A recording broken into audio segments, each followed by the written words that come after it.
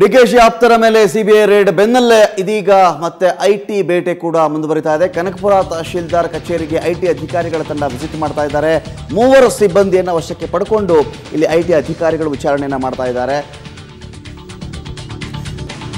ಇನ್ನು ಕನಕಪುರ ತಹಶೀಲ್ದಾರ್ ಕಚೇರಿಗೆ ಸಿಬಿಐ ಅಧಿಕಾರಿಗಳ ತಂಡ ಇಲ್ಲಿ ವಿಸಿಟ್ ಮಾಡಿ ಅಲ್ಲಿ ಕೂಡ 3 ಸಿಬ್ಬಂದಿಯನ್ನ ಅಲ್ಲಿ ಕೂರಿಸ್ಕೊಂಡು ಕೇಳ್ತಾ ಇದ್ದಾರೆ. ಏನ್ರಪ್ಪ, ಡಿ.ಕೆ. ಶಿವಕುಮಾರ್ ಅವರ ಆಸ್ತಿ ಇಲ್ಲೆಲ್ಲಿದೆ, ಎಷ್ಟೆಷ್ಟು ಪ್ರಮಾಣದ ಆಸ್ತಿಯನ್ನು ಇವರು ಮಾಡಿಕೊಂಡಿದ್ದಾರೆ, ಈ ರೀತಿಯಾಗಿ ಇರ್ತಕ್ಕಂಥ ಮಾಹಿತಿಯನ್ನು ಕಲೆ ಹಾಕುವ ಸಲುವಾಗಿ ಬೆಳಗ್ಗೆ 10:30ಕ್ಕೆ ತಹಶೀಲ್ದಾರ್ ಕಚೇರಿಗೆ ಈ ಸಿಬಿಐ ಅಧಿಕಾರಿಗಳ ತಂಡ ಇಲ್ಲಿ ದಾಳಿ ಮಾಡಿದೆ.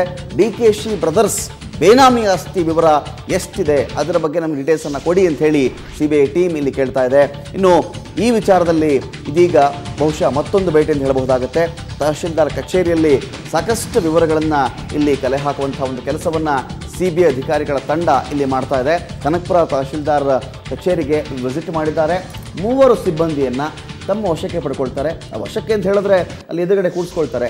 ಡೀಟೇಲ್ಸ್ ತೆಗೀರಿ, ಡಿ.ಕೆ. ಶಿವಕುಮಾರ್ ಅವರ ಹೆಸರಿರ್ತಕ್ಕಂಥ ಆಸ್ತಿ ಯಾವ್ಯಾವುದು, ಸುರೇಶ್ ಅವರ ಹೆಸರಿನ ಆಸ್ತಿ ಯಾವ್ಯಾವುದು, ಡಿ.ಕೆ.ಶಿ ಅವರ ಪತ್ನಿ ಮಕ್ಕಳು ಅವರ ಹೆಸರಿರ್ತಕ್ಕಂಥ ಆಸ್ತಿ ಯಾವುದು, ಇವರ ಬೇನಾಮಿಗಳು ಯಾರ್ಯಾರಿದ್ದಾರೆ ಕನಕಪುರ ಲಿಮಿಟ್ಸಲ್ಲಿ, ರಾಮನಗರ ಲಿಮಿಟ್ಸ್ನಲ್ಲಿ, ಅಂದರೆ ಇವ್ರಿಗೆ ಯಾರು ಆಪ್ತರೋ, ಇವ್ರಿಗೆ ಯಾರು ನಂಬಿಕಸ್ಥರು ಅಂತ ಇರ್ತಾರೋ ಅವ್ರ ಹೆಸರಲ್ಲೇ ಕೋಟ್ಯಾಂತರ ರೂಪಾಯಿ ಆಸ್ತಿ ಏನಾದರೂ ಮಾಡಿದ್ದಾರಾ ಇವರು ಅಂಥ ಡೀಟೇಲ್ಸ್ ತಮಗೆ ಬೇಕು.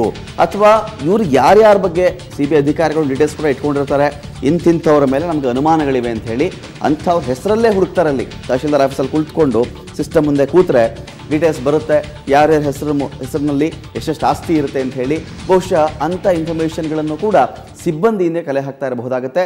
ನೋಡ್ತಾ ಇದ್ದೀರಿ ನೀವು ಈಗಾಗಲೇ ಕನಕಪುರದಲ್ಲಿ ಒಂದು ಕಡೆಯಲ್ಲಿ ಕಾರ್ಪೊರೇಷನ್ ಬ್ಯಾಂಕ್ ಮೇಲೆ ಬೆಳಗ್ಗೆಯಿಂದನೂ ಕೂಡ ಆ ಒಂದು ರೇಡ್ ನಡೀತಾ ಇದೆ. ಅಲ್ಲಿನ ಮ್ಯಾನೇಜರ್ ಅವ್ರನ್ನ ವಶಕ್ಕೆ ಪಡ್ಕೊಂಡು ಅವರಿಂದ ಕೂಡ ಸಾಕಷ್ಟು ಮಾಹಿತಿ ಕಲೆ ಹಾಕುವ ಕೆಲಸವನ್ನು ಮಾಡ್ತಾ ಇದ್ದಾರೆ. ಈ ಕಾರ್ಪೊರೇಷನ್ ಬ್ಯಾಂಕಲ್ಲಿ ಏನಕ್ಕಾಯಿತು ಅಂತ ಹೇಳಿದ್ರೆ, ಇಲ್ಲಿ 10 ಲಕ್ಷ ರೂಪಾಯಿಗಳನ್ನು ನೋಟ್ ಬ್ಯಾನ್ ಮಾಡಿದ ನಂತರದಲ್ಲಿ 10 ಲಕ್ಷ ರೂಪಾಯಿಗಳನ್ನು ಅದಲು ಬದಲು ಇಲ್ಲಿ ಮಾಡ್ಕೊಂಡಿದ್ದಾರೆ. ಬ್ಯಾಂಕ್ನ ಸಿಬ್ಬಂದಿ ಇದಕ್ಕೆ ಸಹಕರಿಸಿದ್ದಾರೆ.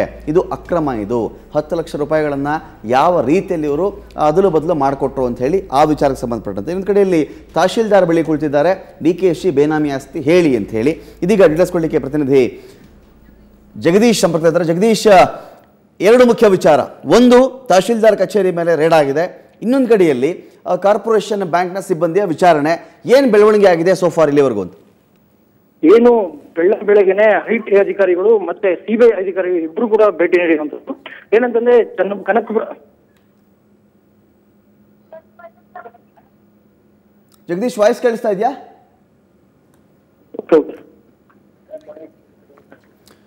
ಒಟ್ಟಲ್ಲಿ 2 ಬೆಳವಣಿಗೆ, ತೀರಾ ಇತ್ತೀಚಿನ ಬೆಳವಣಿಗೆ ಇದು. ಒಂದು, ತಹಶೀಲ್ದಾರ್ ಕಚೇರಿಗೆ ಆಗಿರತಕ್ಕಂಥ ರೇಡಲ್ಲಿ 3 ಸಿಬ್ಬಂದಿಯನ್ನು ಇದೀಗ ಅಲ್ಲಿ ಕೂರಿಸ್ಕೊಂಡು ಅವರಿಂದ ಮಾಹಿತಿ ಕಲೆ ಹಾಕ್ತಾ ಇದ್ದಾರೆ.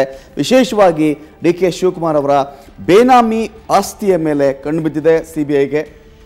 ಇವರು ಎಲ್ಲೆಲ್ಲಿ ಈ ರೀತಿ ಆಸ್ತಿಯನ್ನು ಮಾಡ್ಕೊಂಡಿದ್ದಾರೆ ಹೇಳಿ ಅಂತ ಹೇಳಿ ಡೀಟೇಲ್ಸ್ಕೊಳ್ಳಿಕ್ಕೆ ಪ್ರತಿನಿಧಿ ಜಗದೀಶ್ ಸಂಪರ್ಕದಿದ್ದಾರೆ. ಜಗದೀಶ್, 2 ದಾಳಿಗಳು, ಒಂದು ಕಡೆಯಲ್ಲಿ ಕಾರ್ಪೊರೇಷನ್ ಬ್ಯಾಂಕ್ ಮೇಲೆ, ಇನ್ನೊಂದು ಕಡೆಯಲ್ಲಿ ತಹಶೀಲ್ದಾರ್ ಕಚೇರಿ ಮೇಲೆ ಮಹತ್ವದ ಸುಳಿವು ಅಥವಾ ಇವರಿಗೆ ಬೇಕಿರತಕ್ಕಂಥ ಸಾಕ್ಷ್ಯಗಳು ಸಿಕ್ಕಿದ್ಯಾ ಅಂತ? ಏನು ಬೆಳಗ್ಗೆ ಕನಕಪುರದ ತಹಸೀಲ್ದಾರ್ ಕಚೇರಿಗೆ ದಾಳಿ ನೀಡಿರುವಂತದ್ದು. ಬೆಳಗ್ಗೆ 9:00ವರೆಗೆ ಐಟಿ ಅಧಿಕಾರಿಗಳು ತಹಸೀಲ್ದಾರ್ ಕಚೇರಿಗೆ ಭೇಟಿ ನೀಡಿ ಪರಿಶೀಲನೆ ನಡೆಸ್ತಿದ್ದಾರೆ. ಏನಂತಂದ್ರೆ ಮತದಾರ ಪಟ್ಟಿಗೆ ಸಂಬಂಧಪಟ್ಟಂತ ಅಧಿಕಾರಿಗಳನ್ನ ಇಲ್ಲಿ ಪರಿಶೀಲನೆ ಮಾಡ್ತಾ ಇರೋದು.